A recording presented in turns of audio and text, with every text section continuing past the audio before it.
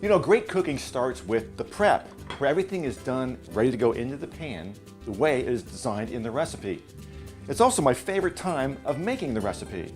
It's also a great time to enjoy a nice glass of wine. This Edna Valley Vineyard Chardonnay is from California's Central Coast. The Central Coast is in the southern end of California, just north of Los Angeles, where the grapes are afforded a cooling coastal influence that extends the growing region, which concentrates the flavors. This Chardonnay has complex layers of apricot, pineapple, and notes of cinnamon and clove. The finish is long and complex and has a great acidity, which is perfect with food. Now you can use it in the dish, or this dish can be prepared with beer. More on that later.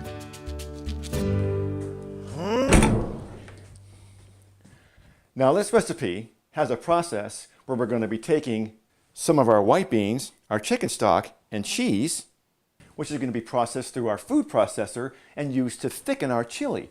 But if you don't have a food processor or you don't want to clean the thing, let me show you an easier way to do this. We'll take a bowl, we'll add the drained and rinsed white beans and our chicken stock, and we use a potato masher to mash them all up.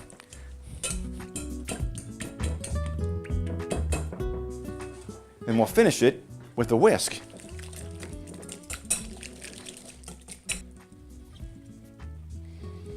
And we'll add our cheese.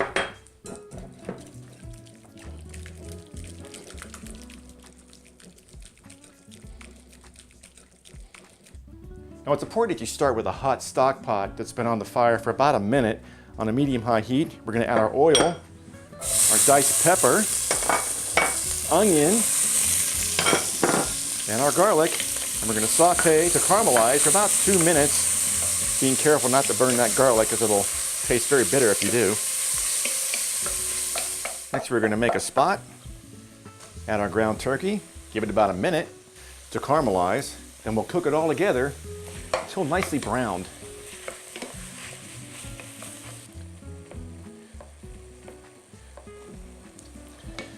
Next we'll add our chicken stock, our drained fire roasted tomatoes. You can use crushed, but the dice is better. And our Boulevard Brewing Company Tank 7 Farmhouse Ale. The rest is for the chef.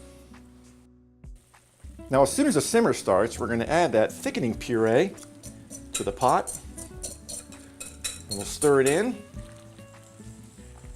which will make it nice and creamy and thicken up. And we'll let it simmer to thicken for about 8 minutes. It's important that you have a slow simmer when you add your seasonings, which are chili powder, cumin, and the secret ingredient, cinnamon. We'll add this a little at a time as we keep stirring so it doesn't clump up.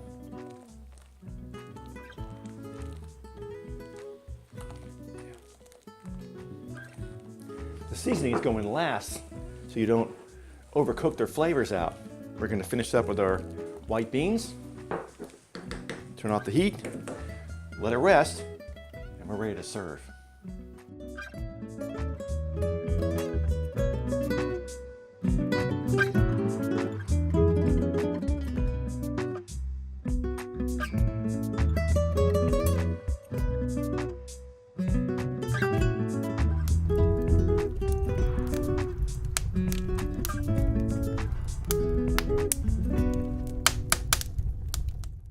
Another great wine for this dish, or any pork or turkey dish, is one of my favorites, Prophecy Pinot Noir. Prophecy Pinot Noir showcases the best of California. This wine is elegant and medium-bodied, with luscious layers of cherry and raspberry, complemented by complex spice notes that lead to a velvety, smooth finish. But what if you're a beer fan? I've got 2 selections that are perfect with this dish. One of my favorites is the Kona Big Wave Golden Ale from Hawaii. This smooth, easy drink and refreshing ale has lightly roasted honey malt that contributes to the golden hue and also gives slight sweetness that is balanced out with a special blend of hops.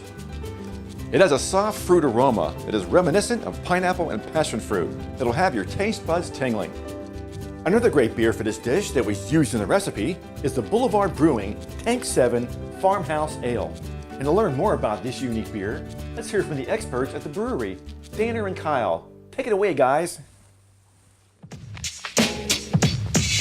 I'm Danner from Boulevard, the marketing team. And I'm Kyle. He's also from the marketing team. Also from and the marketing we're team. here to talk about Tank 7. Good morning. So, that's really good. Yeah. Maybe a lot of people don't know that Tank 7 is actually the base beer for Saison Brett. So Saison Brett, our limited release smokestack series beer, existed before Tank 7, but we have the base beer for that beer sitting in Tank 7. And we really fell in love with the way this beer tasted, as it was, as simply a dry hop Saison before the wild yeast strain was added. So we would find ourselves, pouring like pictures of it and graduated cylinders because it looked sciencey and pint glasses and taking it to the patio. We actually kegged some off by hand and poured it at a local beer fest. And when people asked what we were calling it, we blanked and we said, well, it's Tank 7 because it came out of Tank 7. It's a fun story. Let's talk a little bit about how it's made. So this is going to be a fairly typical Saison. And when I say that, I mean it's going to be light in color. We also do use our Belgian house yeast strain. But some people don't like hops and they're afraid of hops, but they're actually afraid of bitterness. This is only 38 IBUs, so it's not incredibly high on the bitterness scale, but what it does have is a really beautiful citrusy herbal hop character, aroma, and flavor. This beer is so versatile in different food pairings. So this works great with fish, scallops, salmon. This works great with lots of cheeses. It also works great with cheeseburgers. Yeah, just regular food. So this is a beer that really can play a lot of different roles, and I think that's why it is such a successful beer for us, because it works for a lot of different people in a lot of different contexts for a lot of different reasons. Good Cheers. beer, man. So good. Cheers. Yeah.